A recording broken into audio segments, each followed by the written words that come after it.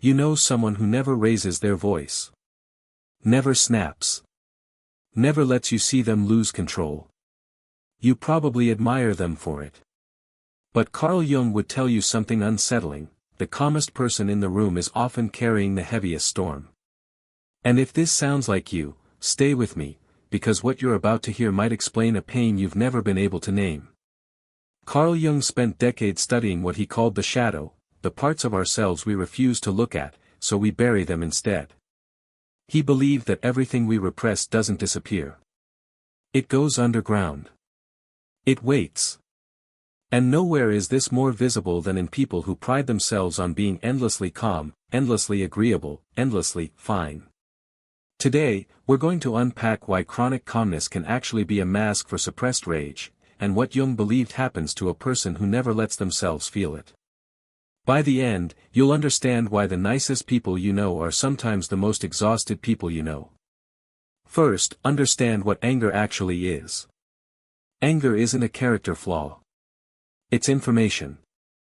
It tells you a boundary has been crossed, a need has gone unmet, or something matters more than you're admitting. When a person learns early, usually in childhood, that expressing anger leads to punishment, rejection, or shame, they don't stop feeling angry. They stop showing it. Over time, they stop even recognizing it in themselves. Jung would say this anger doesn't vanish. It gets pushed into the shadow, where it waits for a way out. Second, notice the tell: over-apologizing. Watch how often this person says sorry. Sorry for taking up space. Sorry for having a preference. Sorry for existing a little too loudly. This isn't politeness, it's a nervous system that has decided the safest way to move through the world is to make itself smaller. Jung believed the more a person overcorrects toward being good, the more they are usually compensating for something they're terrified is bad inside them. The apology isn't about the moment. It's about a lifetime of believing their needs are an inconvenience. Third, watch what happens in their body. Suppressed anger doesn't just sit quietly in the mind. It moves into the body. Tension headaches. Clenched jaws. Stomach problems with no medical explanation. Trouble sleeping. Psychologists have long observed that emotions we refuse to express mentally often get expressed physically instead. The body keeps a record the mind won't admit to. This is why so many calm people are also quietly unwell in ways they can't explain, and quietly convinced it's unrelated. Here's something to sit with for a moment, because we'll come back to it. Jung believed that the shadow doesn't just sit there waiting. It has a strategy. And that strategy is the most important part of this entire story. Fourth, notice who they choose. People who suppress their own anger are often unconsciously drawn to people who express theirs freely, sometimes explosively. A partner with a temper.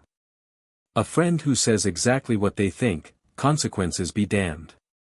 This isn't a coincidence, and it isn't bad luck. Jung called this process projection. We're drawn to people who carry the traits we've disowned in ourselves, because some part of us is still trying to work those traits out, just through someone else, at a safe distance. Fifth, understand the cost of the mask. A person can hold this pattern together for years. Decades, even. They build a reputation as the reasonable one, the peacekeeper, the person who never causes drama.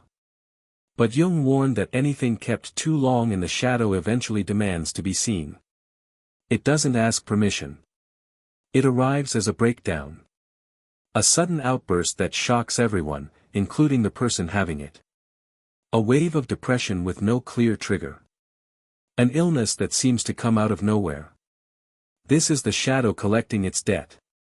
Now here's the reveal Jung considered essential, and the answer to what we set aside earlier. The goal was never to eliminate anger. Jung believed the goal is integration, bringing the disowned part back into conscious awareness, not to unleash it, but to finally listen to it. The calm person doesn't need to become explosive.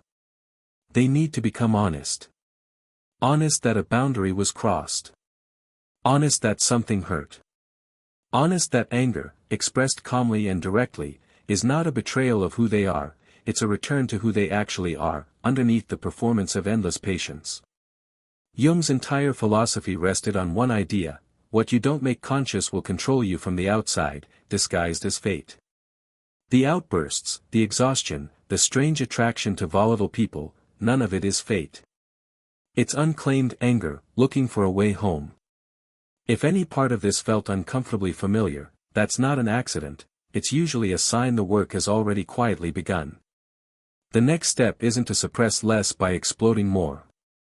It's to notice the moment anger arrives, and instead of swallowing it or apologizing for it, simply name it, even just to yourself. That single act of honesty is where Jung believed real integration starts. If this resonated with you, ask yourself one question in the comments: when was the last time you let yourself feel angry without apologizing for it? And if you want to understand the other side of this pattern, the people who express anger too easily, watch the next video, where we go deeper into Jung's theory of projection.